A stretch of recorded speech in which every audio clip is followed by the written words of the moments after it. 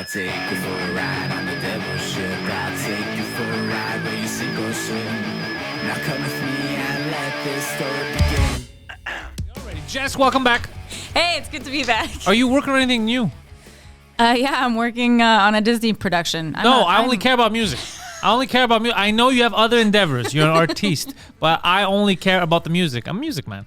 Yeah, I've got a bunch of new shit going on. I mean, as you know, I haven't been focused on releasing albums, so I've just been releasing single after single after single. So since we last spoke, I've got like 3 new songs out. What do you have against an album?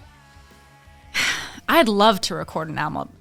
Like you said, I'm an artiste. I'm a musician. I'm a 90s girl. I come from an era where, I love classic rock too. And I love listening to an album front to back and the story it has to tell. But unfortunately, we live in a day and age where people aren't releasing albums anymore. It wouldn't be beneficial for me, as I feel like I'd lose most of the content within the album because people are just going to pick out 1 or 2 songs, or you can only promote or market so many songs from that album. And I feel like a lot of content would be lost. I want to say you're wrong, but you're not, because comedy's the same way. A few of us are releasing hours still, but for the most part, everyone's releasing 20-minute specials. Everything's changing because it's rapid fire. There's so much stuff happening. No one wants to sit down for an hour. And if they do, you could release it separately. Exactly. And then, you're right. Those times have changed. I mean, I want to. I'm a storyteller at heart, so I would love to just sit down, and I do want to, but I think what I might do is I'm releasing all these type of like audio diaries that I've written during the pandemic, just tiny little acoustic tracks, nothing too overly produced.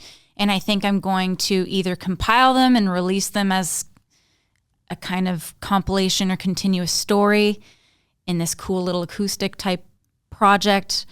I think that's what I'm going to do, just because I want something a little bit more formal than all of the singles I've been releasing. But the singles I have been releasing have been getting way more traction than albums I've released in the past. Well, they're good. You release good stuff. I'm the one who's pushing for a goddamn collaboration between you and my buddies in ORCHAD, and it hasn't happened yet. I want that collab to happen. Then I'll be happy. Okay, let's touch base on that. Yeah, let's touch base on that. Have you heard their stuff? Yeah, you guys, I think there's something there. It'd be fucking cool. Yeah, I mean, I'm wrapping up on a lot of projects now, so I'd love to get back to music, like way more into music. I've only been doing studio stuff, licensing stuff, contractual gigs, working with video game companies on soundscapes and stuff. It's boring. But I want to get on stage. Yeah, you got to create, you got to perform. Yeah. I know the bug. I know the feeling. Yeah. He's getting into music now too. I've introduced him to Megadeth. He was unaware. He was unaware because the name threw him off. He thought it would be violent and aggressive and it wouldn't be melodic and it wouldn't be nice. No. And now he's obsessed. It's technically, a lot of metal music is technically beautiful and very similar to classical music. Weirdly enough, in a lot of ways. Keep going. You got me hooked already. That's all I've got. Oh, God damn it. No, I just mean like some of it is just so, it's like mathematics almost, listening to metal music. It's all very technical. All good very metal music. Precise. Yes, of course. Like I think I used to listen to Pantera and Slayer. Slipknot's a bit too new. I wouldn't put it in that old school category. Not for me. I used to love them back in my angsty teen days. It was never, I don't know, I couldn't get into it. I always loved Megadeth, Metallica, Pantera, but I couldn't get into even Slayer. I respect them. Never a big fan. Opeth. They had a few great songs. Can they sing? Because my thing is I need some melody. My big thing was with Lamb of God. I could never get into it because of the yelling. Yeah. I was like, I'm the same. I don't want anything I'm listening to give me a headache. Yeah. Don't try to scare me, man. Okay, this is I'm totally derailing this, but it's kind of on the same topic. Recently, I mean, not recently, I've always kind of done this, but recently I've been experimenting with drugs a little bit more responsibly. Like in order to create? In order to kind of like push my boundaries and expand my inner whatever. This sounds all like some woohoo bullshit, but so what I've been doing recently the past few years. I joined a coven. Oh, I'm already in one. Okay, so for example, last summer, I decided to take mushrooms with a purpose. And that What was the purpose? Well, I wanted to listen to some very complex music. Okay. And there's some songs on my Spotify playlist that and it's like this for you as well, or anyone, like you like a certain part of a song, but then they get into some weird bridge part where it gets complex or it gets like, that's too much, like skip. Yeah, okay. I'm with you. So I've decided to pick a handful of tracks where I wouldn't typically listen to it all the way through because the song gets weird. It turns into some complex breakdown where it gets a little bit too loud or too weird. And I'm like, next. Instead, I decided to like sit through those moments. But while you're high on mushrooms. While I'm high on mushrooms. Sounds like a good idea. Which heightens my fucking anxiety. So I'm just like, oh God, this part of the song fucking sucks, or it's too weird, or it's like getting really loud. I don't know if I like it. And you kind of ride that wave. And then when the song comes back to the chorus or the verse or that part you originally liked, you feel like you earned it. And you feel like you went through something. Hold on a second. So you just said all this, and in the end, you're like, no, I still hate that part of the song. No, you have a respect for that part of the song after. Because everyone else does mushrooms like, now I love nature. You're like, no, I still hate that song. But I listen to it high. Yeah, no. You just have a new respect for the song, and you feel like you understand, man. You feel like you fucking get it. I want to be that person, but I can't. Like a lot of people that I know, it's either alcohol or something will fuel them to create. I have to be sober. I can't. I need my wits about me in order to think and create. And just the way my brain works. Yeah. But I wish I had that so I could go into a place that it could. Now it's hit or miss. It's either I'm motivated and I'm creative or I'm not. I have nothing to help me. Weird. So I'm recently, I don't want to say I'm sober now because it's clearly a lie. I'm off the wagon on weekends, okay? But I went 2 weeks, just under 2 weeks, without booze. And you were in jail, though. It doesn't count. Actually, I had COVID. You see, it was, come on. It's not the same thing. It really helped the cravings. Where the fuck was I going with this? You were sober, you said. Yeah. What I want to say really is that booze, I thought booze was also one of those things that helped me create. But going off of it, I really came to realize like it's not that, which really scared me. 'Cause I think we talked about this last time, but we're worried that whatever is wrong with us, if we fix it, it'll stop everything that's creative about us. Yeah, I've come to terms with the fact that I don't think it's fixable. But yeah, I tend to write I've realized that I can be sober and be creative, but I don't create when I'm happy. I create when I'm really down in the dumps, and I think that it'll always be that way. Yeah, I don't know if I create as much. Hit or miss. Again, it's both. I could create stuff when I'm happy, but a lot of stuff comes from frustration or anxiety, anger. Then I'll create more, I think. I think it's something, there's something about that. You're like, let me talk about this because I'm so angry about it. And then you find the funny angle in my world. So yeah, it's not always because of happy, but it makes me happy when I create it. Then I get past the anger. I'm like, no, it's a funny situation. Same for my creative element. So you're saying all the good songs that you've created that I enjoy, you were drunk? Drunk or extremely sad. Interesting. Yeah. You've never written you never written a song while you're happy? No. Have you tried? Yeah. You actually gave it a good go? Yeah. I used to play in a band with these guys from Toronto.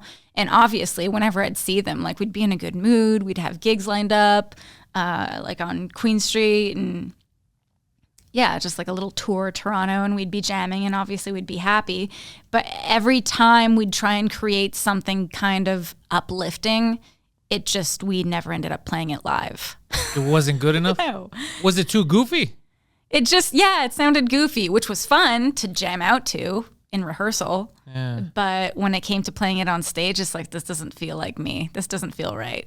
Yeah, I mean, I can't really see you do goofy shit either. Like when I think about it, there has to be some passion in there. I just don't do pop music. I don't know. I just can't do it. So now what's the plan? Is it continuing the single route or package something small? Do, I don't know, something different? Yeah, I'm going to continue doing singles only because social media is at the forefront of our society. Sadly. And people have an attention span of like 15 seconds. Even releasing content that's a minute long is pushing it. Yeah. And so I don't want to release 30 minutes worth of content that people are going to listen to a minute of. So What do you make of that?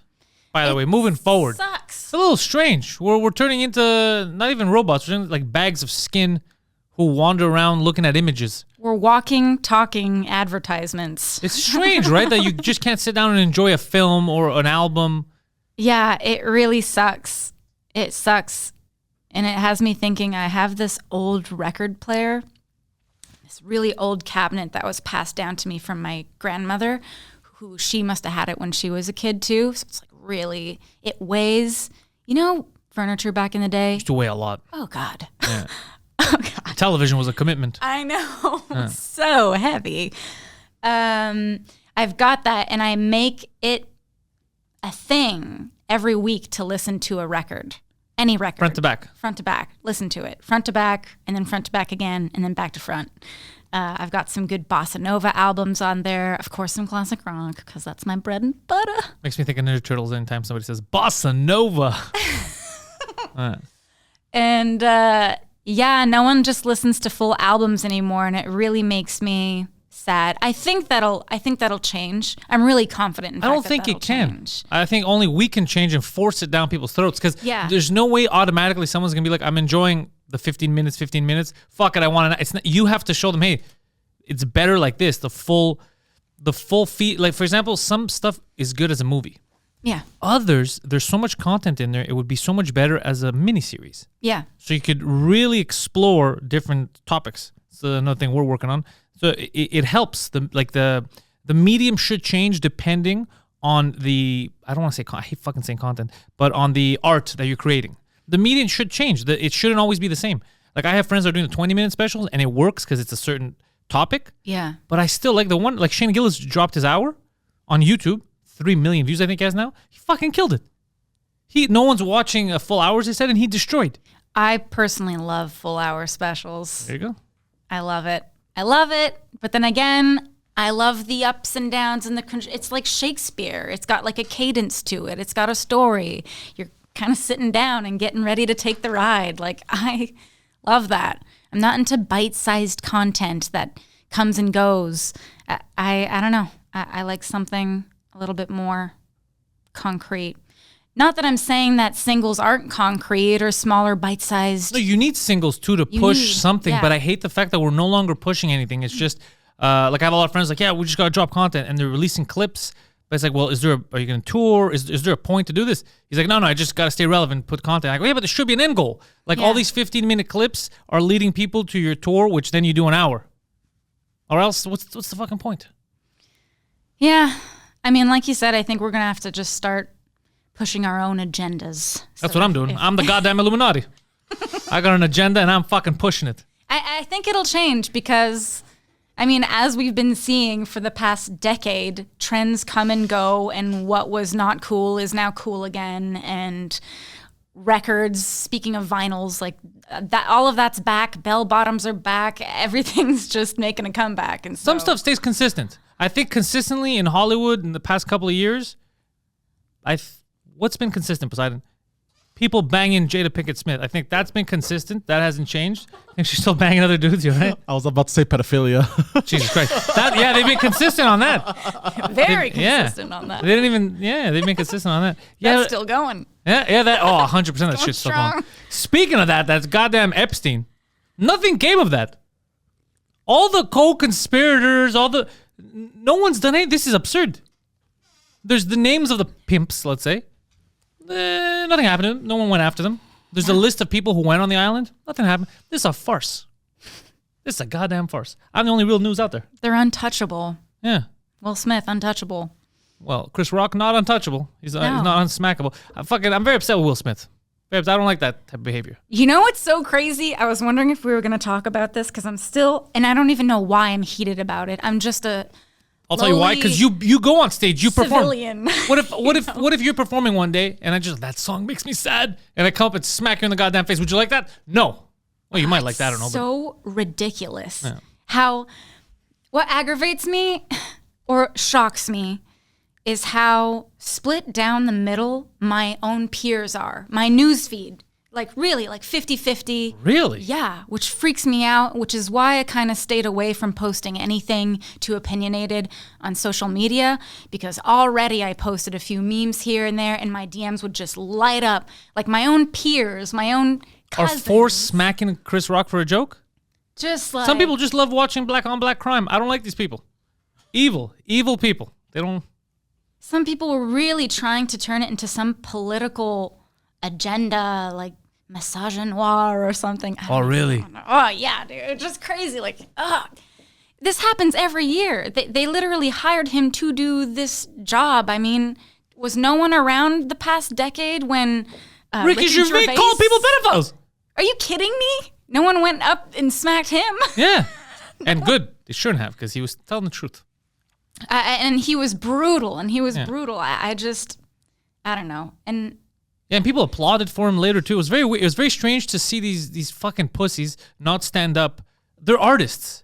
They should have been like, guys, this is fucking crazy. What if I do? Let's say Kevin Bacon. He plays a pedophile in movies. He enjoys that role. One day, someone who had their kid be a victim of pedophilia goes up and smacks him around because you played that role. How come that never happens? Why is it always comedians that get criticized like this?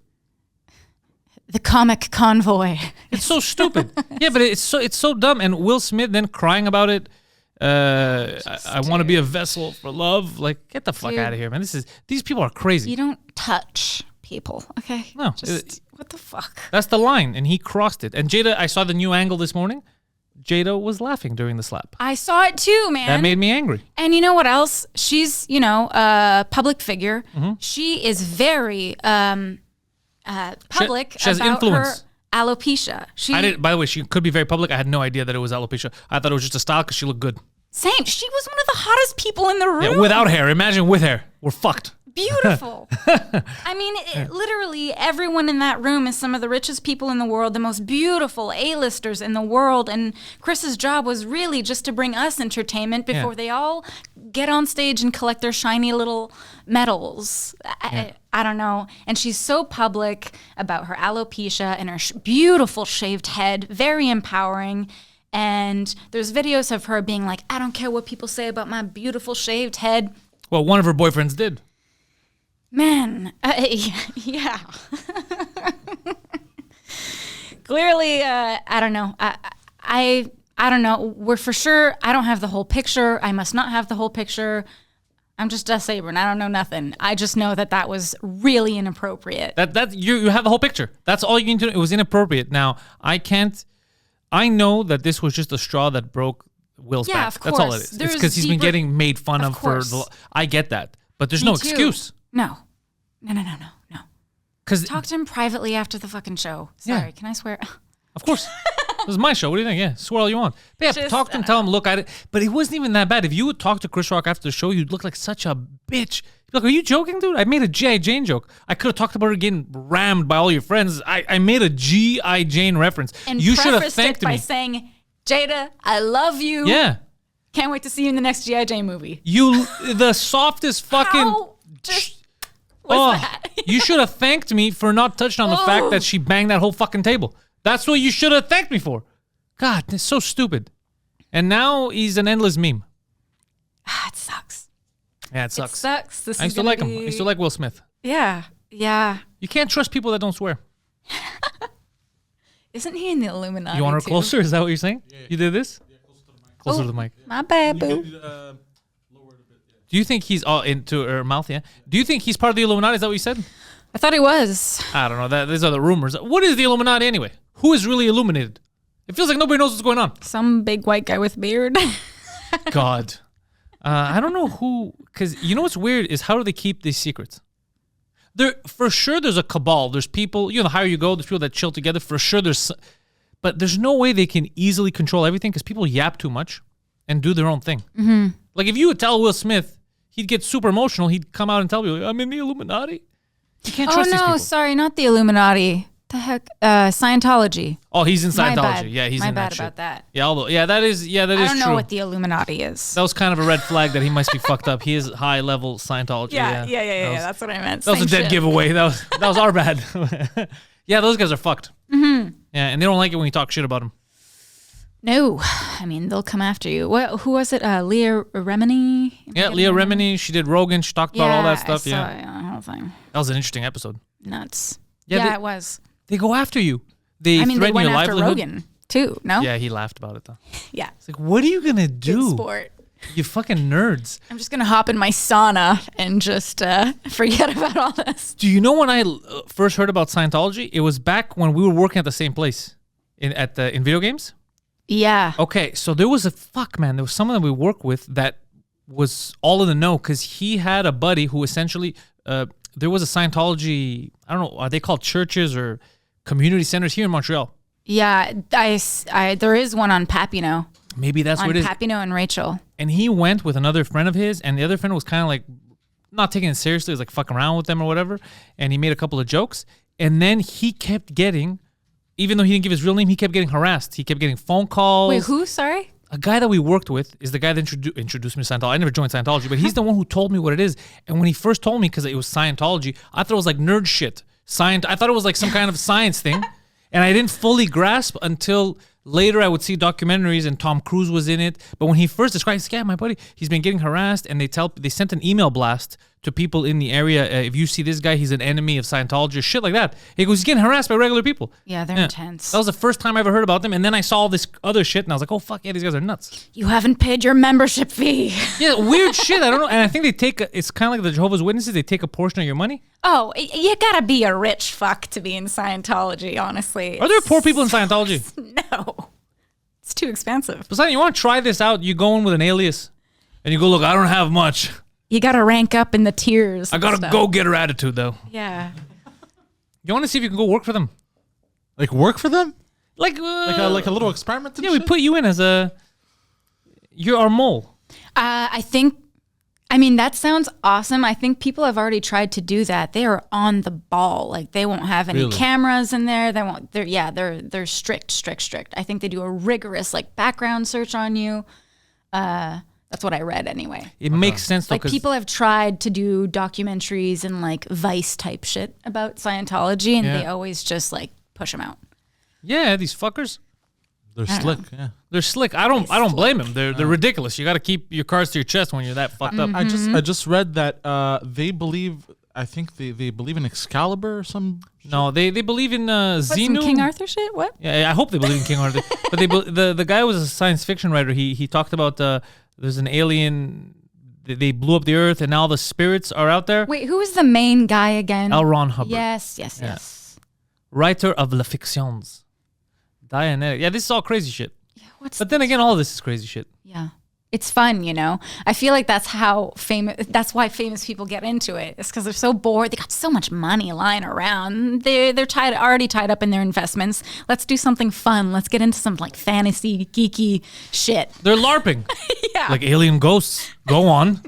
You had me at aliens. I can't say I wouldn't, you know? I don't like anything that feels culty. The second you tell me I got to start giving you my paychecks and you got to follow me and look at the emails I'm sending, Yeah. oh, I'm out. Which is why I avoid religion like the Yeah. plague anyway. Look at this guy. He's so happy.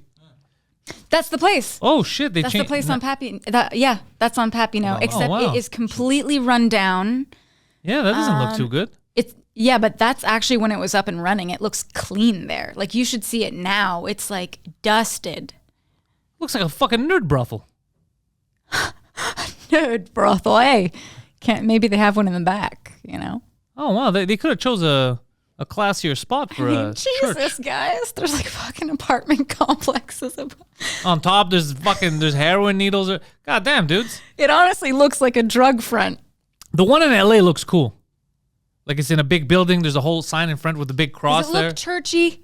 No, it looks the one in LA makes me think of, remember that New Jack City? It makes you think of that. Like I don't know if No. you put Scientology LA. Because Go I to mean, images? the one here in Montreal looks like where you'd host AA meetings. Like it just, Like it looks fucking, look at that. ooh, Dang. I still wouldn't go in there. I wouldn't take chances, but it looks cool. Yeah, that's a cool building, actually. Ooh, it's It's not even what I remember. is that the but- trick of the light, or is that actually blue? It's blue. the building? You mean? Yeah. Yeah, the building's blue. Wow. Yeah, they put some effort into it. It is a little creepy, though. It looks like like an insane asylum. Yeah. You're right. It is. Where And- you go to be committed. yeah, in many ways, you go in there to be committed. But I'm always scared about shit like that. When you go in and someone tells you got to give up your own rights, your emails, your deepest, darkest secrets. no I'm like, all right, this is culty shit. I don't want anything to do with this. I mean, what is the allure?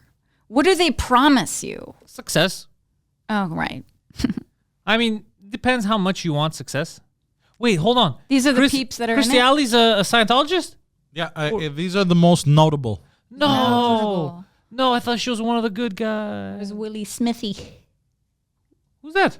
Erica Christensen. She looks I don't know who familiar. that is. A lot of blondes, eh? Yeah, they A really. lot of women. Scientologists Oh, wait, really do no, prefer she's in blondes. it. Juliette Lewis. This guy's in it. guy. No way. What a cool ass dude. Travolta, I know that. Yeah, that we knew. Travolta, he's trying to zap the gay away. yeah. We know that, yeah.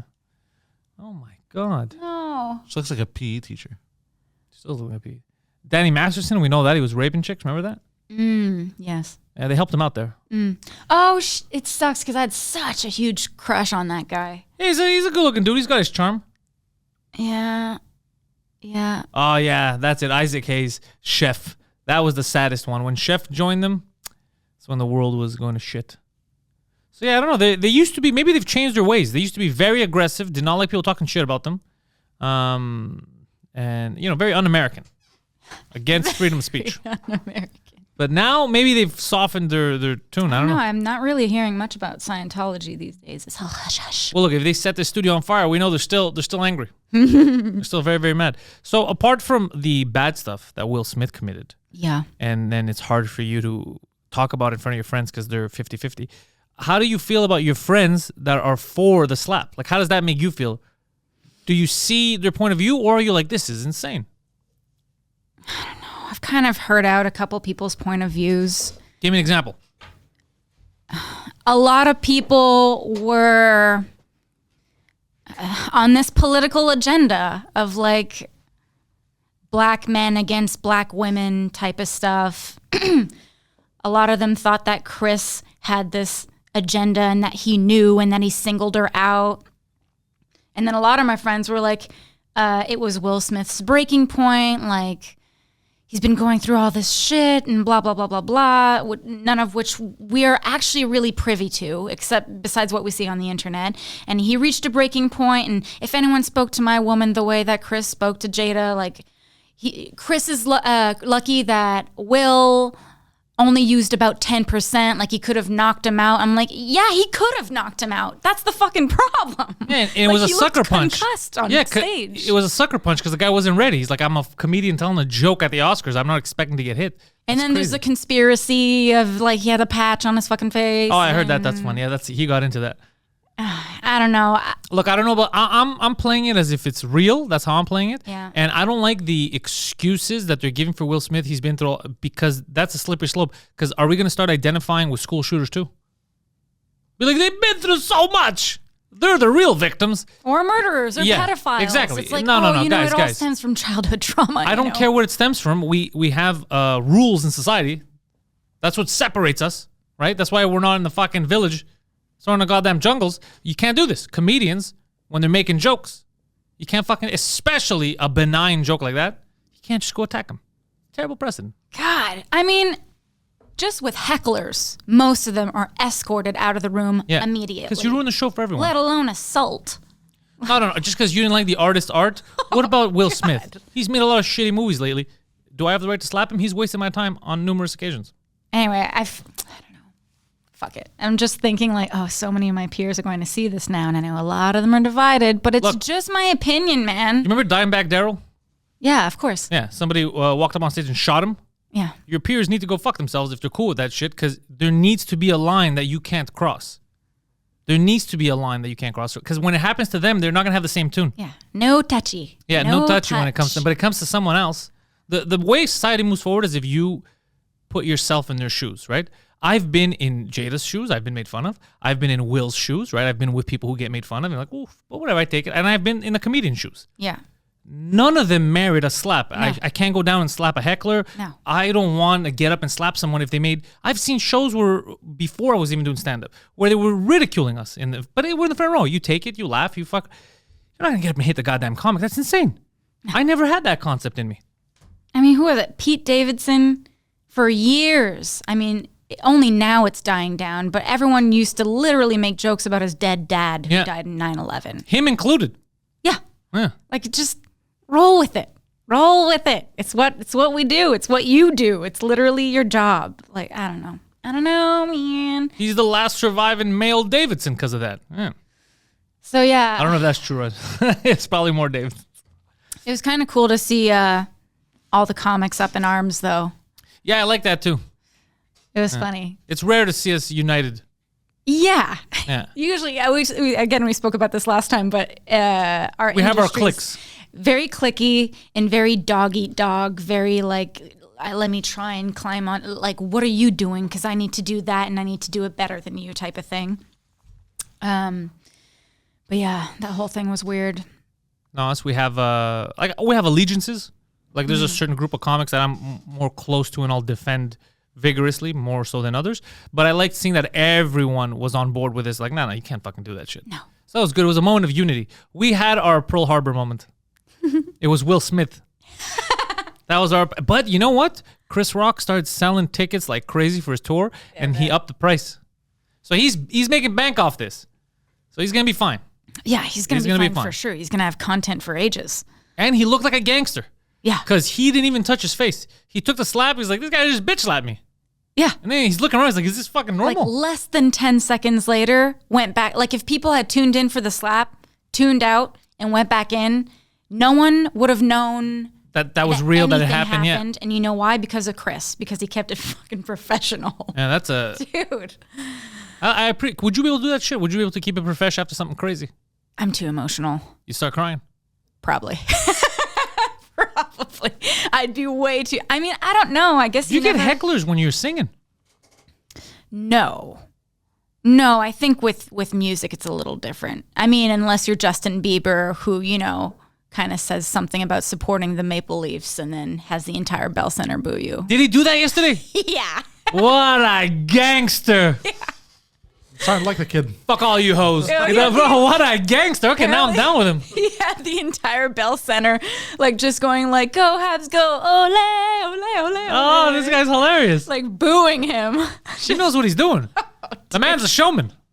Yeah. So, yeah, no, especially for, like, little indie acoustic shows. It's the kind of opposite of comedy. Having a quiet room during your show is like the best possible thing, because you know people are just honed in on you, which is that's good. the complete opposite of me and you. I mean, afterwards I'd like some sort of applause. But if there's too much silence, I'm like, oh, I lost them. But when I'm playing a show and I could hear a pin drop in the room, like I know everyone's just focused in, because I've had shows where I can hear people talking in the back, you know, people ordering, clinking, spilling drinks, and like having a good time, which is great. But it's a really awesome feeling when you're playing in a public bar, not a venue that you rented out with coat check and everything. But when you're in a bar that's open to the public and the bar is quiet because they're listening to you, that's a really cool feeling. Those are like the moments that you take with you. Yeah. You like you sometimes when that. you're laying down, you remember shit like that. Eh? Yeah. I like that. Just you describing makes me feel good. Yeah. Like those are good moments. Yeah. I have almost like that on stage where there's a few moments that I always remember. Like fuck, that was a moment. I wish I could show someone. I wish I could relive it, but you can't. There's something about being in the moment. Even videotaping it doesn't do it justice. No. Does it? And I showed it to so I don't know if you know Guido Grasso. He does podcasts here too. He does the Intellectuals with Poseidon, comedian, good dude. I was trying to describe to him what French comedy is like and the French comedy scene and the stuff I'm doing in French. And he was having just a little bit of trouble grasping. I was like, dude, it's weird. It's like the 80s. Is it? Yeah, I go, it's something, you have to see it. So I did a show on Tuesday night, I think. Yeah. He showed up just to watch. makes it right on time. As soon I was the last guy on, as soon as I was going on stage. So he's watching from the back and he recorded a little bit just to keep it. And he's like, dude, this is insane. It was like a cellar environment. Everyone's screaming, going crazy. They're into the jokes. You could talk. It's like what comedy was supposed to be a few years ago, what it used to be before everything started to change. And it didn't feel like there was any COVID. Like, this shit's all gone. And he's like, I can't believe this scene exists in this city. Like, it's such a different scene from English to French when you go to it, that underground. It really feels like the old rock bands in the 80s when they would go perform. It's something else in French. They're living like a renaissance in comedy. I don't know how it is on music. Is it Quebec French in particular, though? Well, I'm doing it, and I'm just doing me, but I'm speaking French. So it has nothing to, I think even a French guy from France, as long as he's funny, comes here and does that shit, they're going to swallow it up because they don't give a shit about accents. As long as it's funny, they're down. It's kind of like how it was with music. But when the bands were good, nobody gave a fuck. That's why people were able to dress differently after they were doing it. Because, like, wait, if this is good, I'm going to listen. Yeah.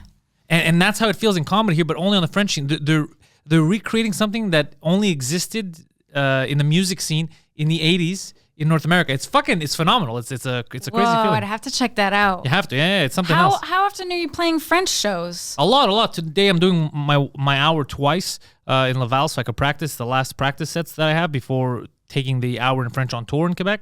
So a lot. I'm doing, if not 50-50, more French than English now. Whoa. Yeah.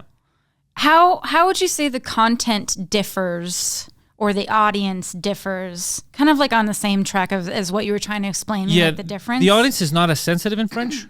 They're here in Montreal, at least the way they view arts and art is very different. It's something that you have to get into. You probably know because music, it's more international. So you'll get everyone regardless of the language you're singing. So you probably felt it, but I only felt it when I started doing it in French. They have a different respect for the arts where they go in with the expectation of, let's say for you, enjoying a song, whether they understand or not, and feeling the music. And they're in there with that goal. They're not in there and like, make me enjoy this. Whereas in comedy in English, it's a lot like, all right, make me laugh. Yeah. But in French, it's, all right, we're gonna laugh. Let's laugh together. And just that attitude switch changes the whole vibe. They're rowdier. They're into it. If you go too hard on a subject, they're not going to hate you for it. They're going to be like, oh, that's offensive. They're like, oh, he tried it. That's fucking, this guy's silly. And then they understand the art form. That's what I miss. Yeah, it's something, I'm telling you, it's like a time machine. They understand the art form. They're like, artistically, they're like, they have a different, just the way they view the arts here. I think that's the French aspect of it. They view it differently. They're not looking to get offended. They just want to have fun. Whereas I have a lot of people saying this in English, well, they'll see me after, like, you know, when you said this about, and I'm like, lady, I don't know you. It clearly had nothing to do with you. It wasn't personal. I don't know your fucking life story. I was trying to make people laugh. It has nothing to do with you. They don't take it as a personal in French, as far as I've seen. I wonder if it's because most of the media and news we're consuming is like westernized and very English. And they want to do the opposite. They're like, nah, we could take it. Separatists. Maybe, but I think it's just because I notice when I go, if you ever go see a play or if stuff that's French, I don't know. It's more lewd, a bit more vulgar, eh? Yeah, because they understand what it is. They get that this is the media. I'm not going to take it too seriously. I'm going to take it just as serious as it deserves to be in its world. I'm not going to apply my issues to that. I think you learn that as a kid if you're exposed to a lot of the arts from a young kid. So you learn to respect different things in different manners. Yeah. That's how you learn it. But they're very well cultured in the arts, so it's never a problem. And this is not one place. This is anywhere I go to do French shows. They're very well versed in the arts, so it's never an issue. Oh, that's refreshing. Yeah. English, I can't complain. Like everybody gets mad in English. English, I've been having some good fun sets too with a lot of people. They're happy to come out again. But I do notice the difference in the French. They're more rowdy and yet polite. Like they're rowdy but not heckling. When they're happy, they just let you know about it, but then they let you go on with your jokes. Yeah. Are you excited JFL's back? I am excited. Yeah, it's about goddamn time. Yeah, last year was weird. Oh yeah, no, a bunch of like virtual events and stuff. And we had my outdoor show got rained out last year. I didn't even get to do it. We're just waiting, looking, and everything. They're like, maybe in 10 minutes. I was like, son of a bitch. So, yeah, it wasn't good. Nah, it's not the same. Yeah. Yeah, I mean, during like the heat of the pandemic, musically it sucked too. Like doing a virtual Instagram show. I mean, come on, dude. At least it was something though. Like we tried our best. There was a lot of podcasting last year. Tried our best to just connect with people. Yeah, podcasting I'm sure went through the roof. Like, I'm sure it's most comics' bread and butter. Oh now. yeah. We fucking killed it during that time. And also, you know what's fucking crazy? So now your people are so happy to be back because I did a show for my buddy Dion Owen. He puts up shows in like Verdun area, and he found this great fucking room in English, all in English. So I went to do 2 sets there. The people that came out, you could tell, like just when they came, and they're like, okay, we're out. Guys, let's like the mentality was different. They're like, fuck, we're finally back. We're taking on our mask. We could fucking enjoy a show, laugh, yell.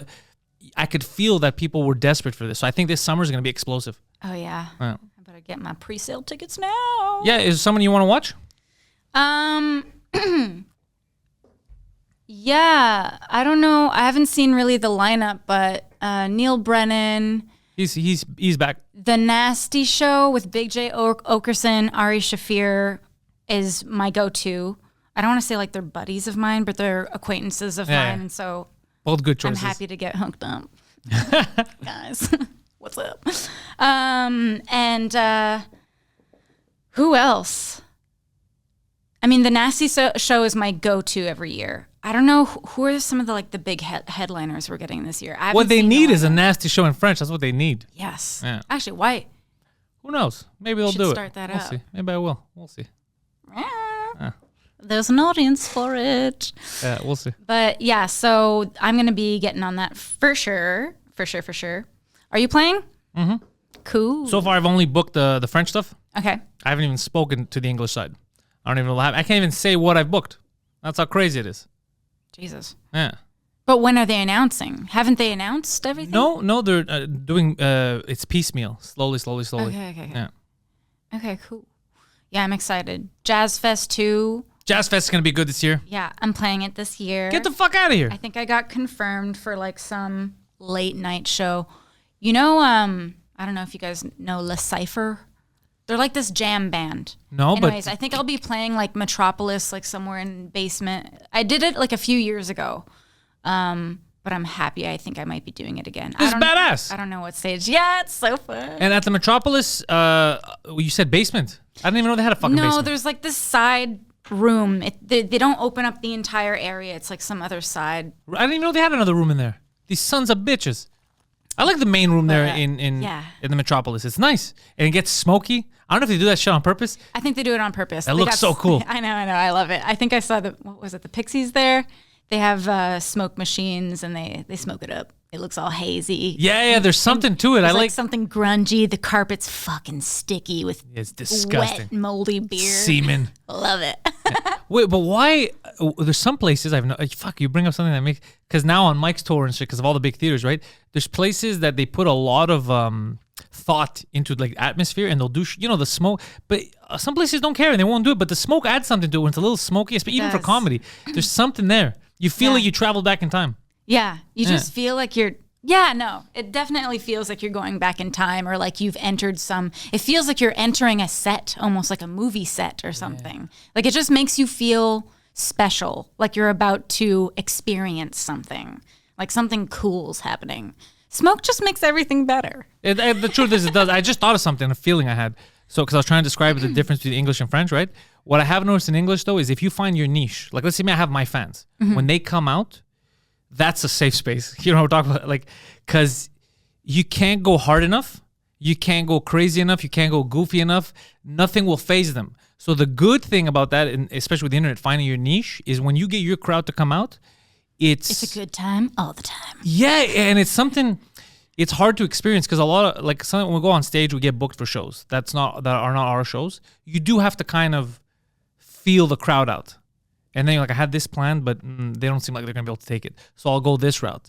But when it's your people, fuck man, it's like watching the best NBA players practicing together in a gym. If they're just doing anything, it's just fucking around. They know no one's gonna get like a hard foul. It's like the All-Star game. So and that's how it feels when you're in front of you because there's no limits. They won't take anything serious, so you could broach any subject. It's a lot of fun. It's therapeutic. It is. Ways. I have such a respect for you guys, comics or storytellers of any type of genre, how you're able to kind of switch up your set like on a dime, like from the feel of the crowd. I mean, it's a bit similar with musicians, but we have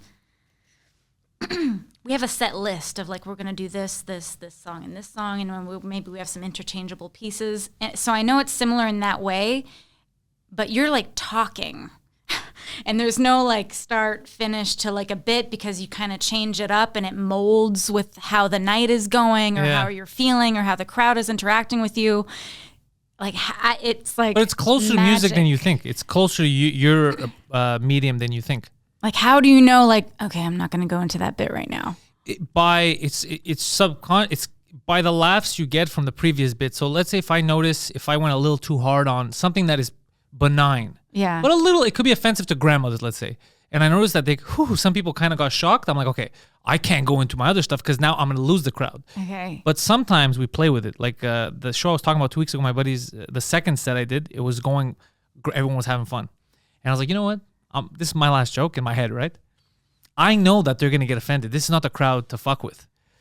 But I want to do it. Fuck it. Because it was mostly women. So, and I have this joke where, especially if you're not in the know, you think that I'm just shitting on chicks. I'm really not. I'm actually shitting on society. But I know how they're going to take it. So I just go into it. And the shock was so funny to me. I laughed. And then I go, was that too much? Like, yeah. You hear one lady like, yeah. I go, I'm going to make it up to you. I'll make fun of myself. Please. Like you can tell they're like, what just happened? Because they're so happy I took them on this ride, right? Yeah. So for 12 minutes, they're with me. They're laughing. Oh, this guy's... And then right after, they felt like an attack on them. I'm like, why did that happen? Why did he do this to us? Because that made it hilarious to me. Just the shock. I go, they're not going to see this coming. And it was just... I don't know. We fuck around like that too because we're weirdos. Well, sometimes you got to do it for you, you know? That was 100% for me. I even said it. My buddy in the back's like, God, that. Like, he's like, why? Like, he was going... It was perfect. But it's just sometimes you just need to experiment, to fuck around. And even though I knew how that was going to go, I had to feel it. I had to feel that tension to make me laugh. Mm-hmm. Just to take it away from you. It was just, I don't know, there's little things like, but it's musical because that's what you guys do too. You know, you play a bit. You pull people in, you push them out. And Yeah. Like especially if you're with a band and you're going into some sort of like breakdown or a bridge part of the song, sometimes just with eye contact, you'll be able to tell like, okay, he's going to riff for like another 2 bars. Let me just jam out a little more before we go back into the swing of things. Like I think the crowd was feeling a little bit more like, let's not end this one just yet. So you're pulling it, you're stretching it a bit. Stretching it. You guys, I guess the advantage also is the team. Like the band, that's good. Like you have someone that has your back if something doesn't go well. Whereas us, we're fucked. Like if I'm on stage and I'm bombing, I just got to live with it. There's no one else I could blame, just myself. Yeah. And I got to do my time and just eat it. Scary. It's not as scary as it used to be for me. I could laugh about it now. It doesn't happen like it used to when I was younger, obviously. But still, sometimes I could force a bomb. Like kind of like what I said, I'll force a subject that I know will be hard for people. So technically it's a bomb because a lot of people are angry. But for me, it's therapeutic and hilarious. I'll be like, see how offended they got at that? And it'll make me laugh. Do you have a method where you'll force a bomb and then have something prepared to bring it back up again? Yeah. I'll what I'll do is sometimes I'll bury myself. I'll see that they're sensitive about a certain topic. Yeah. And then I'll bring them to a happy one so they can forget about it. And then I'll go back to that, but hard, make them hate me.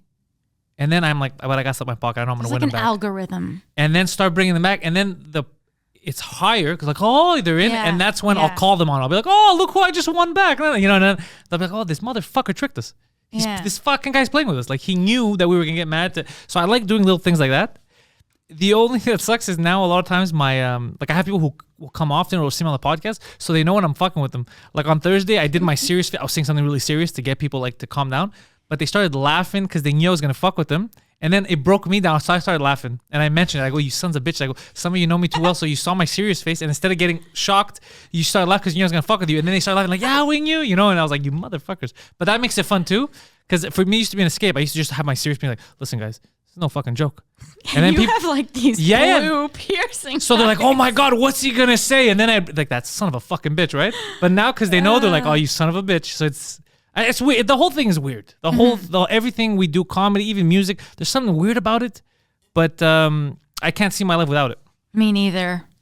Impossible. I mean, yeah, it's just, it's what makes me. It's like literally, I can't live without it. Yeah, you're a fucking singer. I can't see you another way. Like I see you as a singer. Oh, that's really sweet. But that's you. That's you. That's who you are. That's how I know you.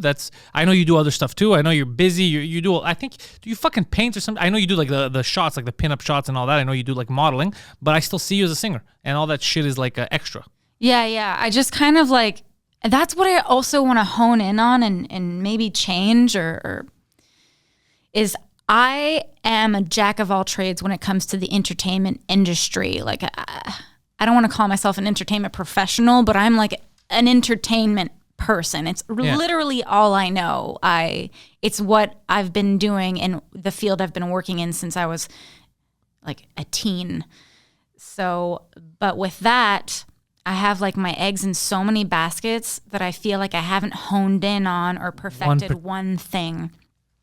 And so I feel like that's maybe what I want to change going into the future. I want to just stick to one fucking thing and just do it. But how do you mean? Because you keep touching on a lot of things. Do you mean blocking out everything and let's say, okay, I'm only going to create music for a year? Like, is that what you're thinking? Something like that, yeah. Because there's been so many times in my life where I thought I had that like aha moment or like, oh shit, this is my break. And then it's not. And then instead of continuing, I'm like, okay, then let me try this avenue or let me try this or let me try that. And then I have like little successes and everything because I'm just good at what I do. But I never, instead of just like pushing and pushing in that one thing, I don't want to say that I give up, but I'm dabbling in too many projects. You do have to focus though. And it's weird, the whole break thing never really comes, but you don't notice it. Yeah. So the break is always, you're like, oh shit, I've been doing this for a while. I've had some successes. It's not the break I thought it was, but technically it is because I'm doing but I'm living. Yeah, but the only way it happens is you have to be persistent because it's very easy because everything's so scary. Yeah. With work, with like money, inflation. Living life now is super fucking scary. Yeah. You can't take the risks that people were able to afford themselves years ago. Now everything is like, we're all on pins and needles. One wrong move, could set you back fucking 3 years. So it's much harder to commit. It's so scary now. I get that. That I see. It's societal. Everyone's living the same thing. I mean, I'm grateful and I'm thankful because I really am doing what I love. I'm living a life in the entertainment business. And you're happy.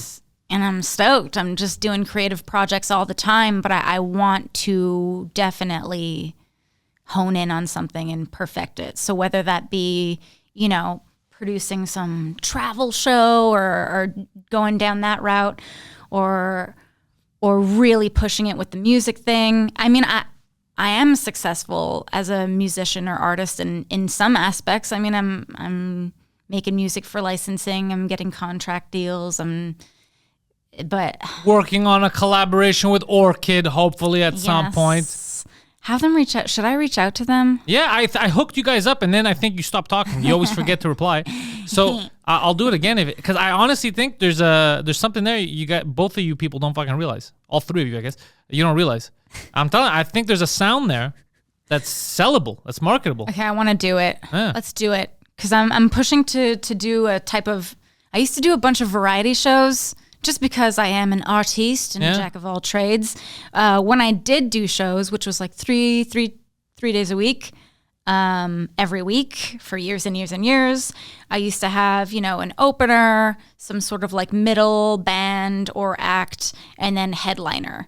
And for some of the shows, the headliners weren't always necessarily me. Like I'm totally into getting some really dope, like finisher. You just want a good show. I just want a good show. And then what I have also is usually artists, like painters, do a live painting as the performances are going on through the night, and they could have their own art installation, their own gallery. I like this hippie outside the box shit. I like this. Yeah, so you charge $10 at the door, whatever, 15 because of inflation, and to have more engagement at these shows, I used to also have goodie bags for like the first 50 people to show up. So that's a great way to include sponsors, whether it be like restaurants, like a free night out, or like I used to be sponsored by Los Cabos Drumsticks. Take note of that goodie bags, Poseidon. That's a good idea for us on the tour. Yeah, no, really. Because then it's like, and like have cool little knickknacks that are just tiny little things, but that really intrigue people. Like, shit, I could use a night. I could take the woman out at DeVille Diner Bar or whatever. Yeah, let's get some steak. Yeah, some cool little stuff, some knickknacks, some whatevers. Whatever artist I had featured doing some live painting at the show, she or he will put prints inside the goodie bags. So it's all like cross promotion, like a la Max. And it makes your guests feel really special. So I think I'm going to reach out to one of my favorite venues in Montreal and do like an early June show. This is a good idea. I'll come watch. I never thought of maybe having stand-up comics, but I'm wondering if it's like a variety show anyway. It depends. It think could work, it's it could not, but I'll come weird. watch the music, that's for sure. I think stand-up comedy would not work. No, because people are they're in a vibe, they're in a mood yeah. and then someone goes, "What's the deal with dicks?" Like, what the fuck are you talking about, sir? I was grooving. Yeah. So I think I'm gonna put something on in early June. I'll let you know. I'm down. I'll bring him. We'll bring some people. We'll hang out. We'll watch. Yeah. Yeah. I'm down with that. That's sweet. Are you playing the Comedy Nest anytime? I haven't played the Nest in a while. They had asked me to book me for a show in April that I said no to because it conflicted with some other shit that I'm doing. Yeah. And they haven't called me back since. I don't know if they're mad, but they haven't called me back since. But I do a lot in the city. But the thing is now a lot of the city stuff is mostly French that I'm doing because I'm really prepping that French hour. I'm so like ignorant to the whole French comedy scene. I didn't even know it was a thing. It's a huge thing. It's crazy. It's a huge thing. This is the best way I could describe it, is what they created the last 20, 30 years. So Vegas? Yeah. Vegas shouldn't exist, right? It's a desert. Nevada decided, you know what? Fuck it. Let's just create a city where it should not be. Yeah. And then somehow they did it. That's what they did with the comedy scene. It was a desert of French comedy. It didn't exist. The concept didn't exist of stand-up. And then around the 80s, they're like, you know what? Let's just fucking do it. And they made a goddamn industry. They created a school. There's a university to go into. It's fucking crazy. Yeah. What do you think about universities to go or like learning how to do comedy? Oh, I think it's ridiculous. I've said this on many occasions. I think if you're funny, you're funny. Yeah. And those places can help you become a better writer, learn the concept of a joke. That's fine. I agree. If you're not funny, I've said this many times and people get mad, no amount of schooling is going to make you funny. Same. You have to have a sense of humor. Yeah. If you're robotic and you're just repeating lines because somebody gave you, you're never going to have the delivery of a funny person because you don't know what funny is. Yeah, And it's the same with the music world, I think. Yeah. I mean, if you can't sing, you can't sing. And then there's technical singers, or like, I can technically play guitar and I can technically hold a note, but are you making me feel something? you're not musical. Yeah, and I don't think you can ever teach that. No, and that's not a problem. Like, for example, I love music, okay? And I love singing. I'm a terrible singer. I don't have it. I don't have the rhythm to sing for some reason. I have the rhythm in comedy. I don't have it in singing. I understand this, which is why I keep it to the showers. But I get it. I get there's something. Then you have like Mike Ward, who can fucking actually sing. I don't know how the fuck he does it because it's a different rhythm than when he's doing stand-up, but he can fucking legit sing. You're just born with it. And it always shocks people when he does it. Yeah, it's crazy. I would like to sing, though. That's a superpower I wish I had. I don't know. I mean, I know that when I'm in my 30s now, so I know when I sing, I can make people feel something, but technically and theoretically, I'm doing everything wrong. I'm not singing right. I'm not singing with the right parts of my throat and chest. But who determines that shit? I'm not playing guitar technically right. Like, everything is wrong. But I don't want everything to sound the same. Like, I really like Lana Del Rey. Yeah. Different voice than the rest of the pop stars that are out there now. Yeah. I love The Weeknd. The only thing that's similar to him was what Michael Jackson sounded like. But he didn't sound like all his peers when he was getting big a few years ago. He sounded different. I fucking love that shit. Like, I like what I like. I don't need you. If you're the same as everyone else, why exist? Yeah. That's what sucks about all these talent shows like American Idol or like The Voice or everything. I mean, everyone's great. Everyone's good. Everyone can hold a note, but more than half of them sound the same. They're singing the same shit, the same genre, the same tune. They all sound the same, and they're not making me feel like, whoa. You like Lana Del Rey?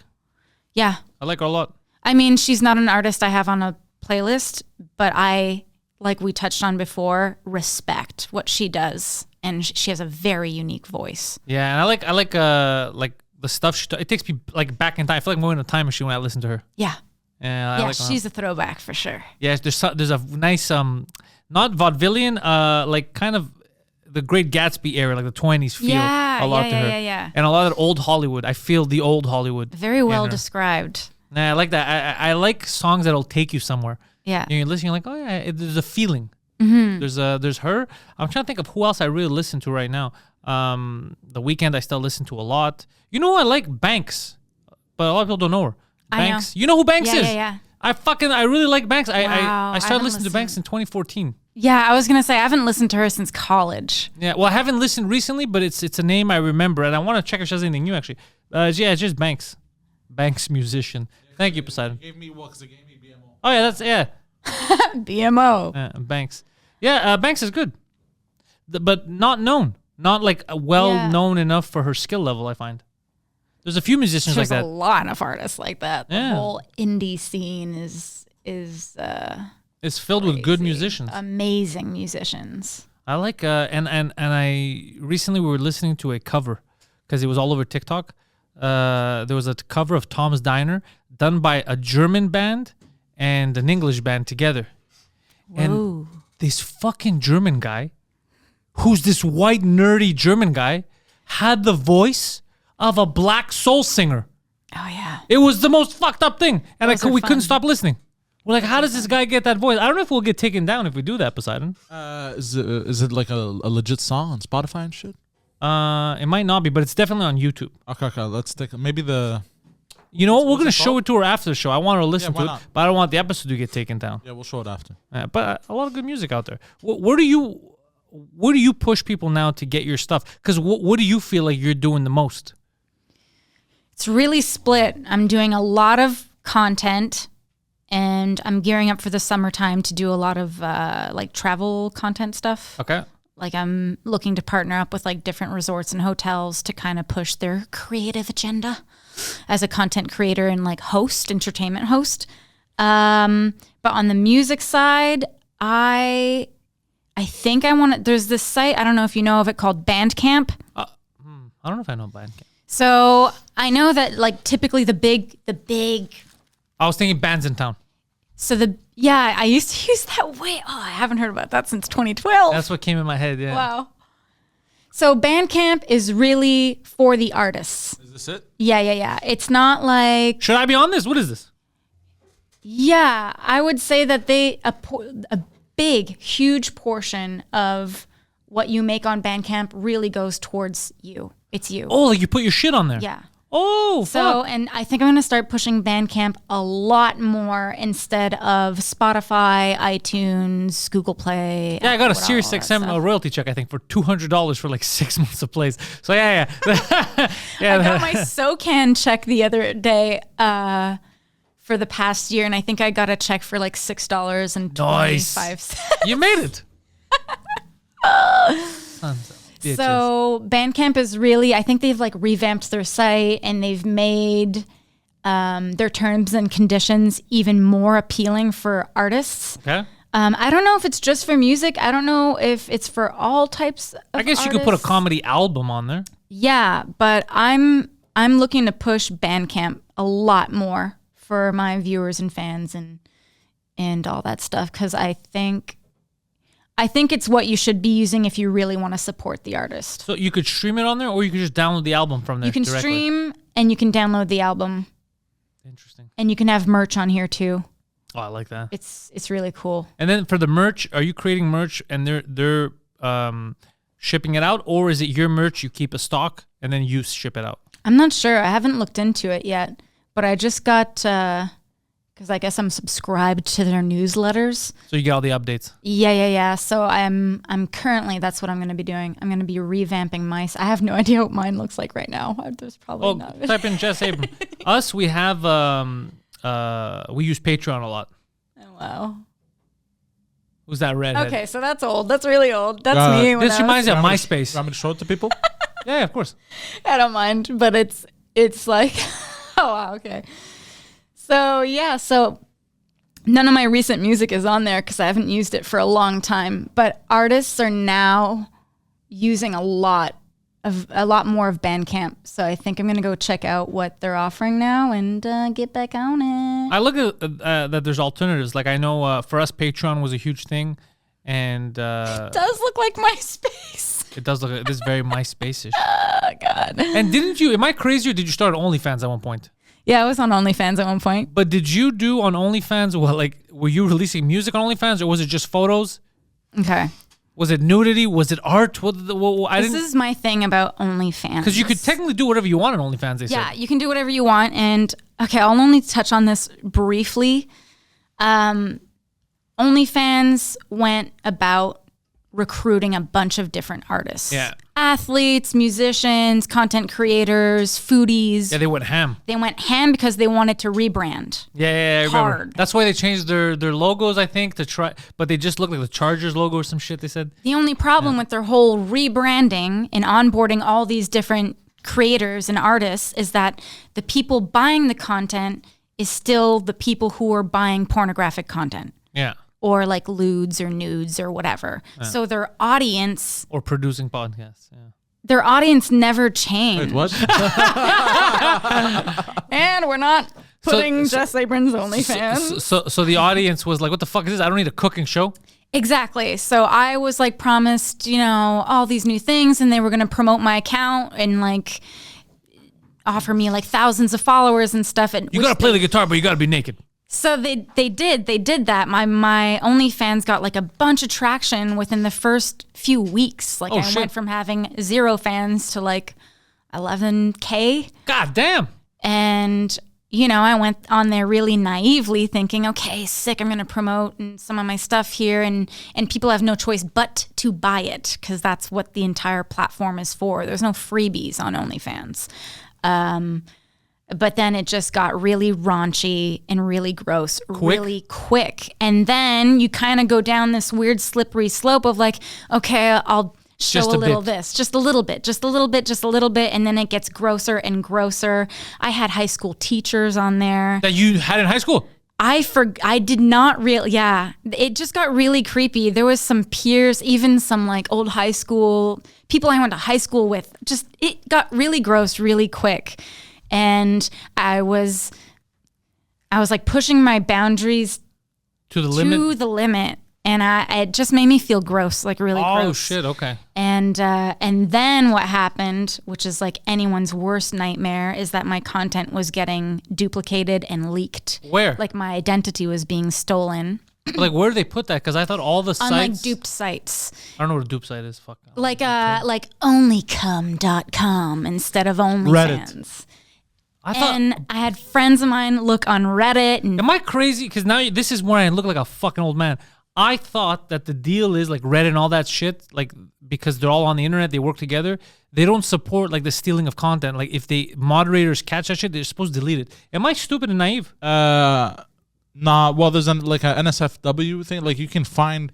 I understand you have NSFW, Everything. but if it's stolen content, don't they? Because they're like, yo, we're all homies on the internet. That's not cool. Don't they take it down, or am I fucked in the head? they still probably haven't deleted my account. And I've been like really like, On OnlyFans, they haven't deleted your account. yeah, I was in contact with the whole marketing team. So they who still had have all the onboarded content me. you put on. Can't you delete it one by one?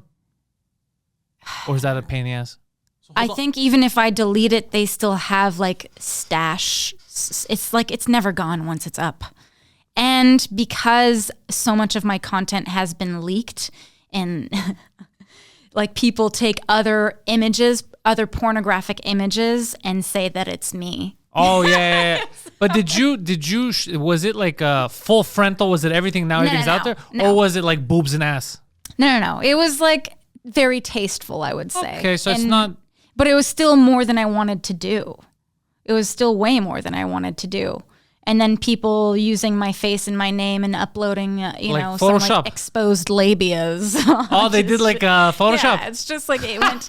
And then there's this like feed on Reddit of like, has anyone like found any Jess Abran nudes or whatever? Like it got too freaky. And it's all your high school teachers.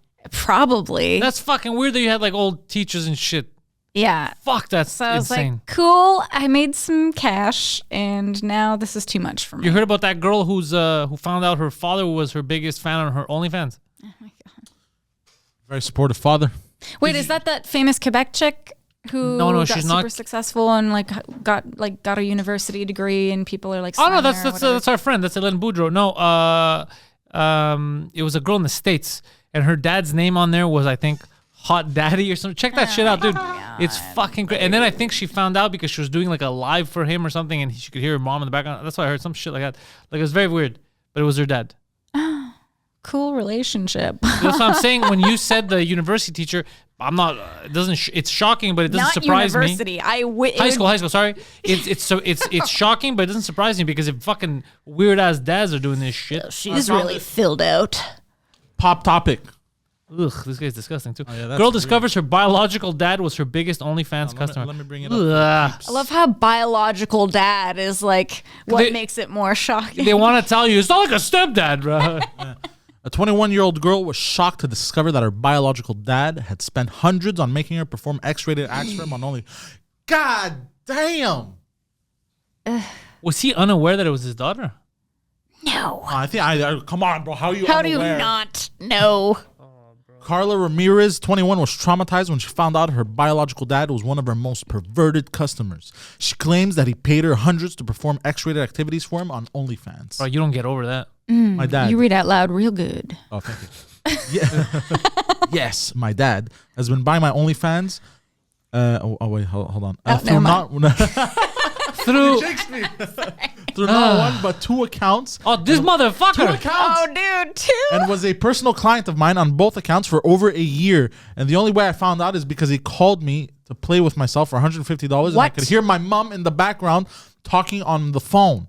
What the fuck? Carla Ramirez, one, revealed in a shocking TikTok video. Ramirez was requested to video call a man and pleasure herself for the sum of $150.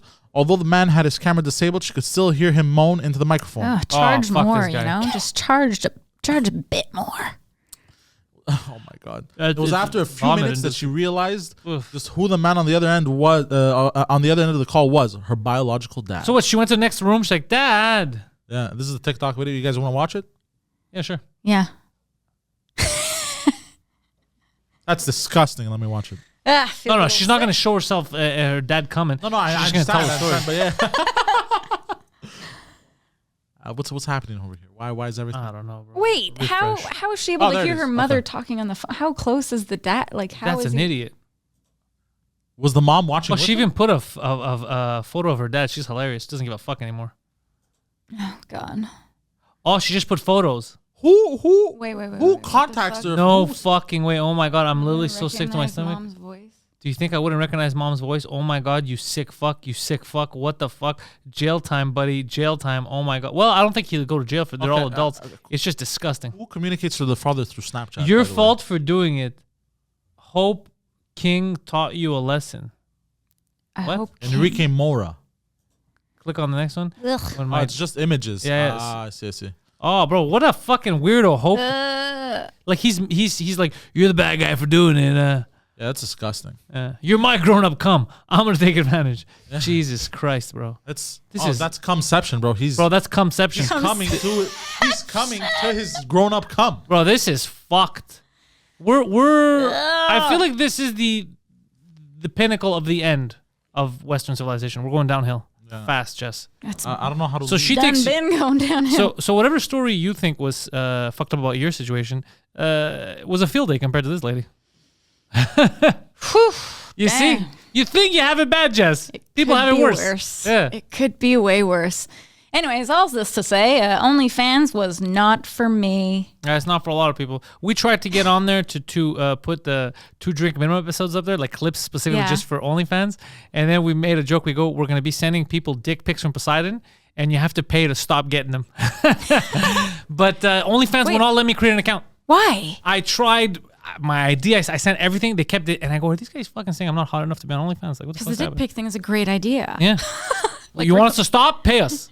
We thought it would be funny. And we were going to send different kinds of dicks. Black Yeah, it'd ones, be like white $3 ones. Yeah. to stop the dick of the day, $10 to stop it for the week, and if you don't want any dicks monthly, it's $39.99. Yeah, it's just I think maybe they didn't like the fact that we were ridiculing. They thought it was a gag. Maybe like, fuck, these guys not taking us serious. But OnlyFans, you can't take yourself too serious. No, God, no. It's a place where vaginas and dicks live.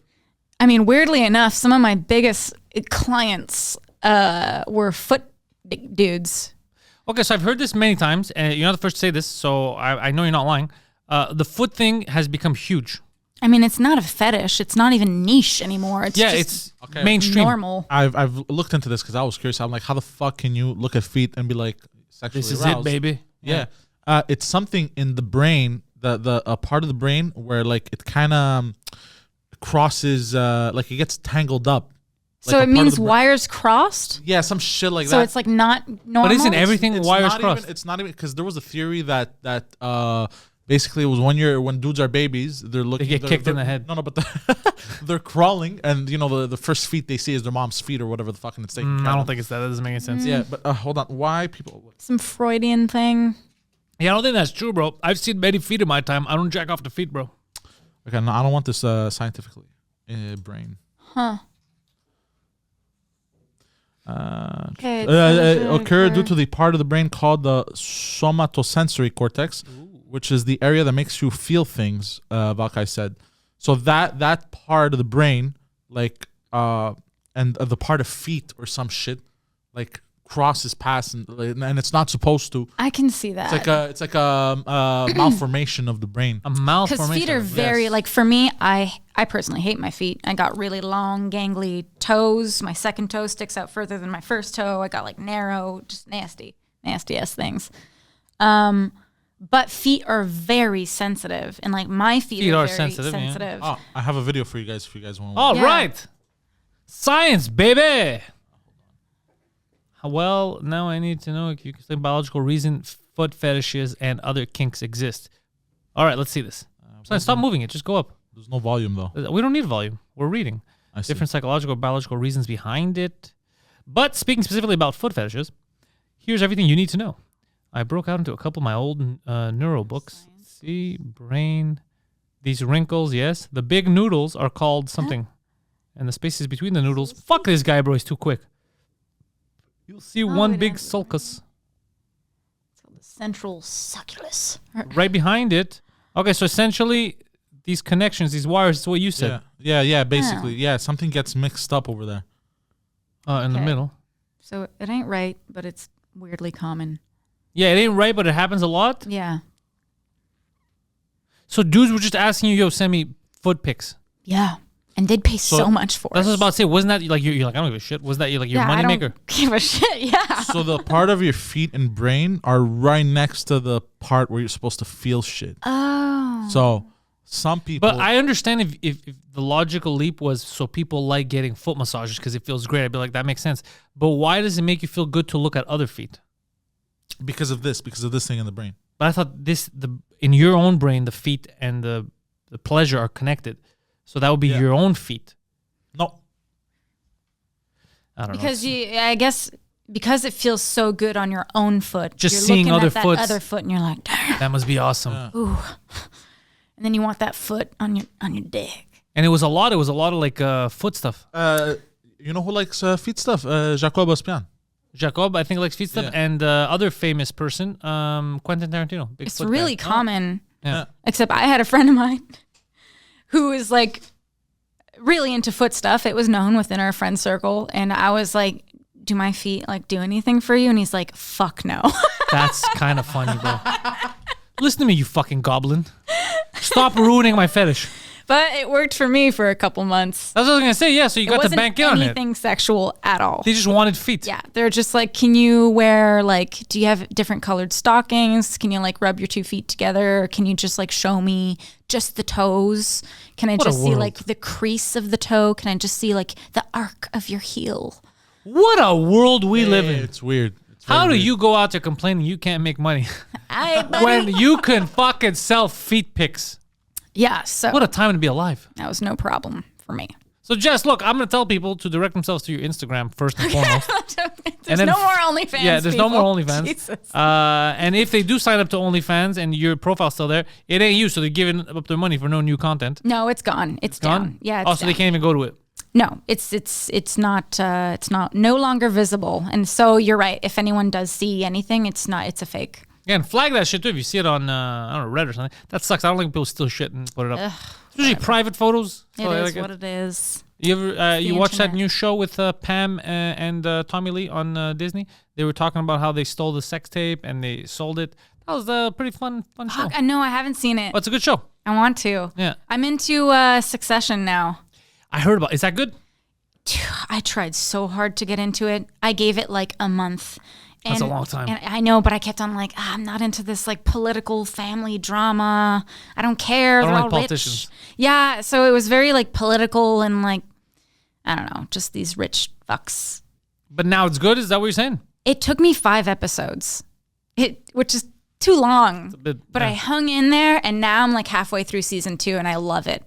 I just I don't know love if I could commit. watching the demise of this family. They're all just after each other. Oh, even each other, the same family. They're after each other. They're out to kill each other. It's Jesus very Christ, okay, entertaining. wow. Yeah. It's not family friendly. But God damn it, Jess. Thank you so much for showing up. Thank you so much for having me. We've built this prison cell 'cause we can't trust ourselves.